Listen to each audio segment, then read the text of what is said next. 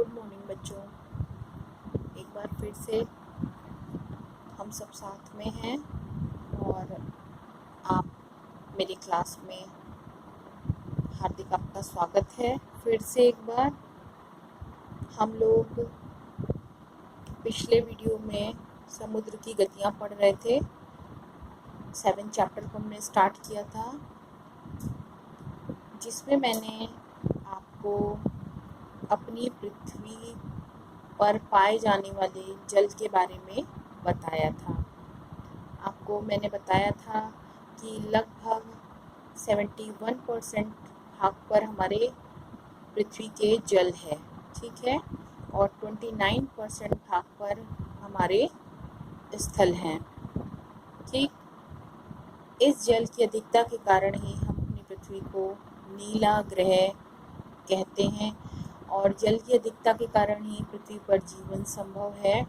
इसलिए इसको हम अनोखा ग्रह भी कहते हैं, क्योंकि ये बाकी सारी चीज़ें किसी और ग्रह पर नहीं हैं, केवल हमारी पृथ्वी पर ही जीवन है। फिर पृथ्वी पर पाए जाने वाले कुल जल का 97% महासागरों में पाया जाता था, ये भी मैंने आपको बताया था। और जो बाकी 3% जो पानी हमारा है 100% में से, वो हमारा हिमनदों, भूमिगत जल यानी कि ज़मीन के अंदर हिमनद यानी बर्फ़ की नदियों के रूप में या फिर बर्फ़ की परतों के रूप में उपस्थित है, ठीक है बच्चों।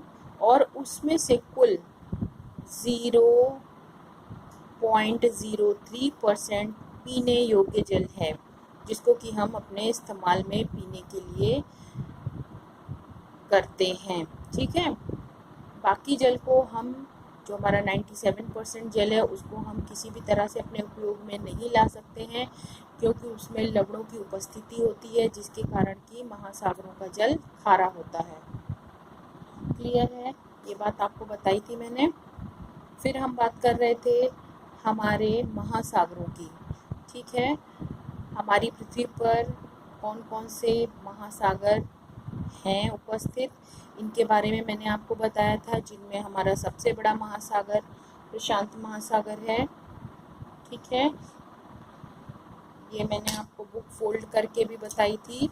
ये देखिए कि अगर हम इसको जस्ट पीछे को दोनों को मोड़ देंगे तो हमारी पृथ्वी गोल है, इसलिए ये यहाँ से लेकर के यहाँ तक पूरा प्रशांत महासागर का विस्तार है।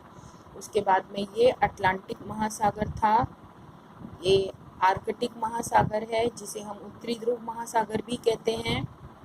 फिर ये हमारा दक्षिणी ध्रुव महासागर है और ये हिंद महासागर है। ये हमारे महासागर हैं, प्रशांत महासागर, अटलांटिक महासागर, आर्कटिक महासागर, हिंद महासागर और दक्षिणी हिंद महासागर।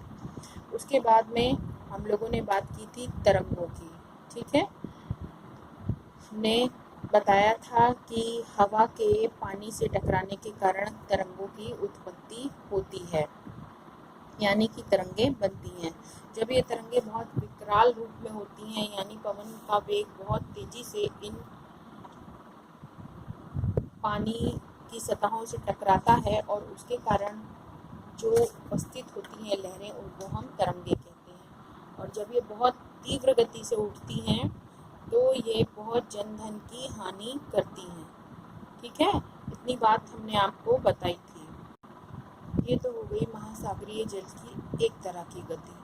इसी तरह मैंने बताया था आपको कि ज्वार भाटा है, सागरीय धाराएं हैं या सुनामी है, ये सभी महासागरीय जल की गति का नाम है, ठीक है। तो अब हम इसके बाद पढ़ेंगे ज्वार और भाटा। क्लियर है। पानी जो है समुद्र का, वो दिन में ऊपर उठता है और फिर नीचे गिरता है, ठीक है।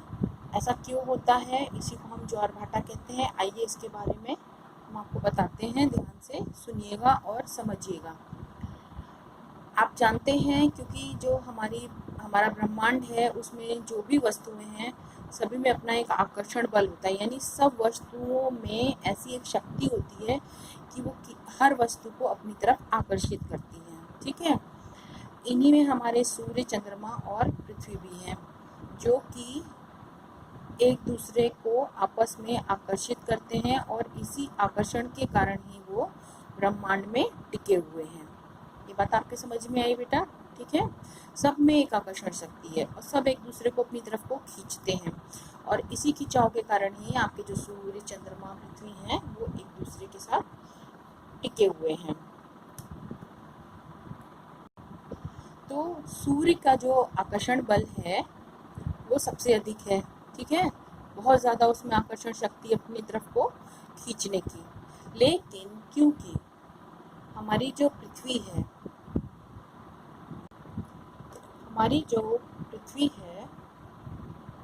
वो चंद्रमा के बहुत पास है, या हम कहें कि क्योंकि चंद्रमा उसका उपग्रह है इसलिए चंद्रमा पृथ्वी के पास है।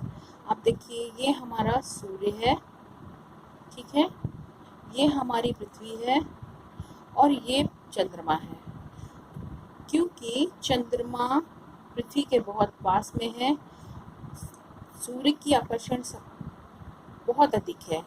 ठीक है, सूर्य की जो आकर्षण शक्ति है वो इन सबसे अधिक है, लेकिन क्योंकि चंद्रमा हमारी पृथ्वी के पास में है इसलिए चंद्रमा पर पृथ्वी का अधिक प्रभाव होता है या सूर्य का कम होता है, ऐसे कह सकते हैं। ठीक है, बहुत आकर्षण शक्ति होने के बाद भी चंद्रमा पर जो सूर्य का जो प्रभाव है वो कम होता है दूरी के कारण, और क्योंकि चंद्रमा और पृथ्वी बहुत पास है उपग्रह होने की वजह से, इसलिए इनका प्रभाव अधिक होता है। ठीक है, तो इसी वजह से चंद्रमा और सूर्य के आकर्षण के कारण ही पृथ्वी का जो सागरीय जल है वो आकर्षण शक्तियों के कारण ऊपर उठता है और नीचे गिरता है।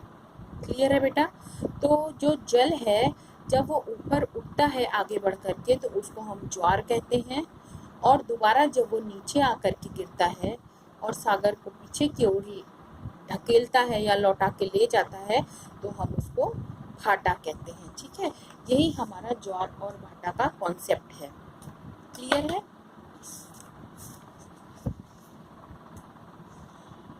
परिक्रमा करते हुए जब सूर्य, पृथ्वी और चंद्रमा तीनों एक सीध में आते हैं, ये देखिए इस तरीके से। ठीक है, सूर्य, पृथ्वी और चंद्रमा जब एक सीध में आ जाते हैं तो सूर्य और चंद्रमा की आकर्षण शक्ति का प्रभाव पृथ्वी पर पड़ता है। मीन्स कि इसकी आकर्षण शक्ति भी इधर से पड़ रही है और चंद्रमा की भी पड़ रही है। देखिए इस तरीके से, ये सूर्य है आपका, या कि पृथ्वी, ये चंद्रमा। जब ये एक सीध में होते हैं तो सूर्य और चंद्रमा दोनों की शक्तियां पृथ्वी पर पड़ती हैं। ठीक है, जब ऐसी स्थिति हमारी बनती है तो उस समय सबसे अधिक ऊंचे ज्वार आते हैं, यानी कि पानी सबसे अधिक ऊंचाई तक उठता है। इन्हें हम दीर्घ या वृहद ज्वार कहते हैं। इन्हें हम क्या कहते हैं? दीर्घ या वृहद ज्वार कहते हैं। ठीक है, और ये हमारी स्थिति कब होती है? महीने में 2 बार होती है। ये स्थिति हमारी कब होती है?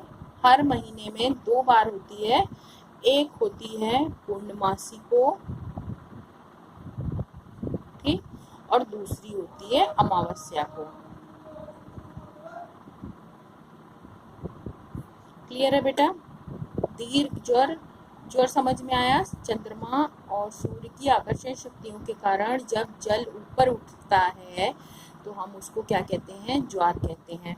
ठीक है, और जब स्थिति इस तरीके की बनती है कि चंद्रमा और सूर्य दोनों की शक्तियां पर्याप्त मात्रा में पृथ्वी पर लगती हैं तो बहुत ऊंचा जल उठता है, जिसको कि हम दीर्घ या वृहद ज्वार कहते हैं।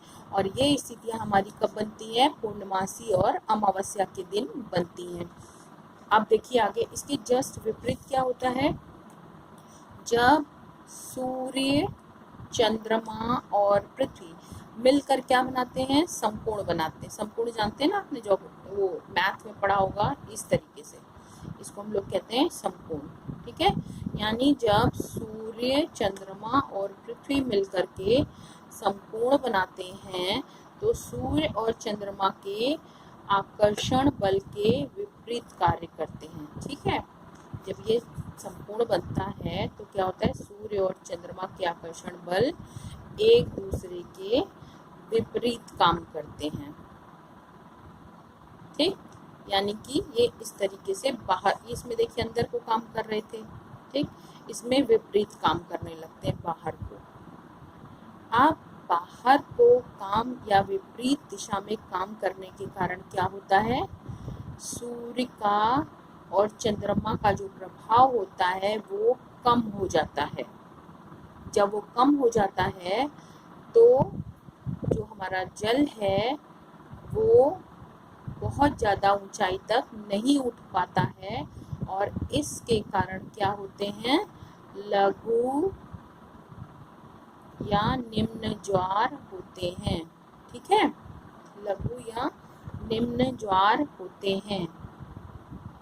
ठीक है, यानी जब चंद्रमा और सूर्य विपरीत दिशा में अपनी शक्तियों को इस्तेमाल करते हैं तो क्या आते हैं, निम्न या लघु ज्वार आते हैं। और ये निम्न या लघु ज्वार जो है ये कब आते हैं, प्रत्येक माह के कृष्ण पक्ष। ठीक है, यानी जब कृष्ण पक्ष होता है और शुक्ल पक्ष होता है।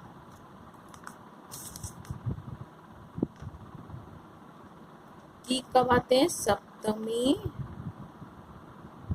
और अष्टमी को। निम्न ज्वार कब आते हैं, कृष्ण पक्ष और शुक्ल पक्ष की सप्तमी और अष्टमी को। और दीर्घ या बृहद ज्वार कब आते हैं, पूर्णमासी और अमावस्या को। क्लियर हो गई इतनी बात, ये बात आपके समझ में आ गई है। ठीक है, इसको एक बार दोबारा देखिएगा, अगर नहीं समझ में आती है तो बताइएगा। उसके बाद अब हम बात करते हैं ज्वार भाटा से होने वाले लाभों से।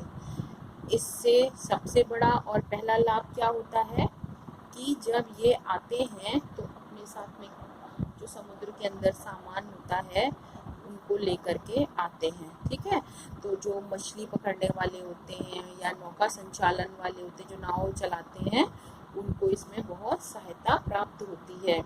ज्वार के समय तट के पास पानी की गहराई बढ़ जाती है, यानी पानी तट के पास में अधिक होता है क्योंकि वो बाहर को आ रहा होता है ऊंची लहरों के साथ में। इसलिए क्या होता है, जो बड़े बड़े जहाज होते हैं जिनमें हमारे सामान आते हैं या लोग आते हैं, वो बंदरगाहों के किनारों तक सुरक्षित और आसानी से आ पाते हैं। ठीक है, और जब वो जहाज हमारे समुद्र के किनारे तक आ जाते हैं तो उस पे से माल उतारने चढ़ाने में हमें क्या होती है, आसानी होती है। ठीक है, और वो जहाज वापस भाटे के साथ में कहाँ चले जाते हैं, सागर में लौट जाते हैं। जो ज्वार से उठी हुई जल की जो दीवार है नदी के मुहाने से नदी में प्रवेश करती है, इसे हम ज्वारीय बोर कहते हैं। ठीक है, इससे क्या होता है, जो जलयान होते हैं वो ज्वार नद मुख तक, पत्तनों तक पहुंच जाते हैं आसानी से। क्लियर। ठीक, भारत के कुछ जो मुख्य बंदरगाह हैं या पत्तन हैं तो ज्वार भाटा पर ही निर्भर करते हैं। अगर ज्वार भाटा नहीं आए तो उन बंदरगाहों पर जो है जहाज नहीं पहुंच पाएंगे और हमको सामान उतारने और चढ़ाने में बहुत परेशानी होगी। ठीक है, इन्हीं में से हमारा गुजरात का कांडला तथा पश्चिम बंगाल का कोलकाता ऐसे ही बंदरगाह हैं जो कि ज्वार नद मुख हैं। इन्हें हम कौन से बंदरगाह या पत्तन कहते हैं, ज्वार नद मुख पत्तन कहते हैं। ठीक है बेटा। उसके अलावा क्या होता है, ज्वार भाटा जो होता है समुद्र तट पर बसे नगरों का कूड़ा कचरा या फिर नदियों द्वारा लाकर बिछाई गई मिट्टी को बहाकर ले जाते हैं। ये एक काम होता है। ठीक है, यानी कि जितना भी गंदगी होती है किनारों पर वो अपने साथ बहाकर ले जाते हैं। इसके अलावा क्या होता है, समुद्र में पाई जाने वाली जो सीपी, कौड़ियाँ, घोंगे, मछलियाँ, ये सब अपने आप लहरों के साथ में तट तक आ जाते हैं। तो इससे क्या होता है, इनको हमको ढूंढने में या पकड़ने में आसानी होती है। ठीक है। फिर इसका एक बहुत बड़ा लाभ ये है कि ज्वार भाटा से हम जल विद्युत का उत्पादन भी कर सकते हैं और उसका प्रयोग हम बिजली के रूप में करते हैं। ठीक है। फ्रांस, इटली, रूस, कनाडा, जापान, इन सब जगहों पर ज्वारीय विद्युत का प्रयोग किया जाता है। ये आपको याद रखना है कि कौन से जगहों पर या देशों में ज्वारीय विद्युत का प्रयोग किया जाता है। ठीक। और ये ज्वार भाटा के लाभ बहुत ध्यान से पढ़ लीजिएगा, इसको भी मैंने आपको बता दिया है। यहाँ डायग्राम छोटा था, मैंने दूर बड़ा बना करके आपको बता दिया। ये समकोण स्थिति है, ये सीधी स्थिति है। आप लोग इसको ठीक से समझ गए होंगे और फिर एक बार रिवीजन कर लीजिएगा। अगर कोई प्रॉब्लम होगी तो आप मुझसे पूछ सकते हैं। Thank you.